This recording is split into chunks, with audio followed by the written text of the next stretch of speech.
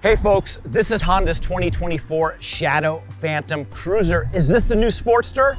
It's $8,400. It's got a 745cc liquid-cooled engine, and it sounds awesome.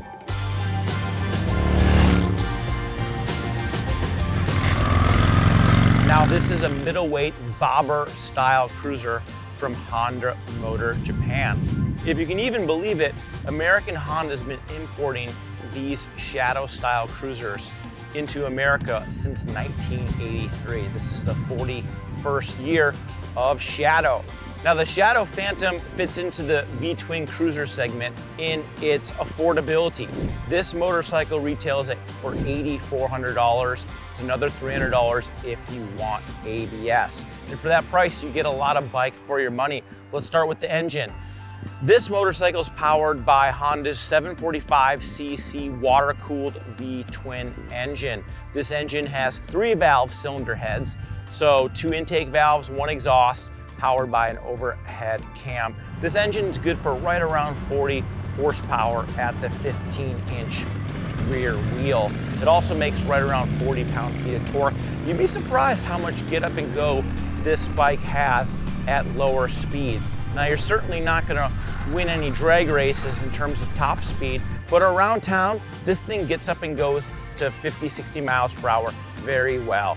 Now a 5-speed transmission puts power back to the tire. It has a nice clean shaft final drive. If you're not familiar with shaft final drive, it's nice because it makes for a real clean appearance.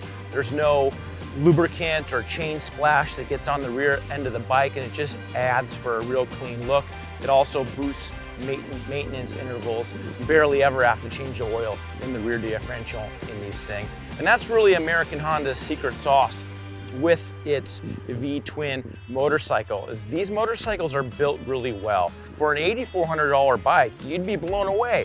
You'd be hard pressed to find another motorcycle in the V-twin category that is priced less than $10,000 with this type of build quality. This is a very well-built motorcycle. It's worth mentioning that Honda imports a lot of its motorcycles into America that are built from the Honda Thailand factory. This motorcycle is not built from Honda Thailand. This thing's built in Kumamoto, Japan, where Honda builds its Gold Wings and other top-of-the-line bikes that cost well over $25,000. So you know, when you purchase this $8,400 Shadow Phantom, you're getting a really quality motorcycle.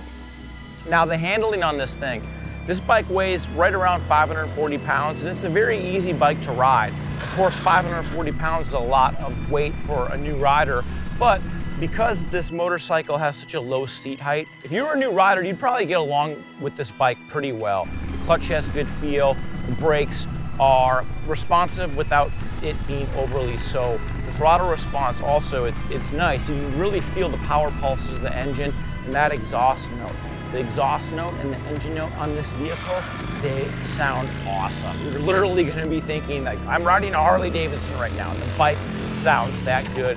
Good job, Honda. We're really happy that you're paying attention to the details like engine and exhaust sound, because it's so important in a V-twin bike. Now styling on this bike, I like the styling. I think Honda used a little bit too much logos on the motorcycle. There's logos all over the engine, on the side.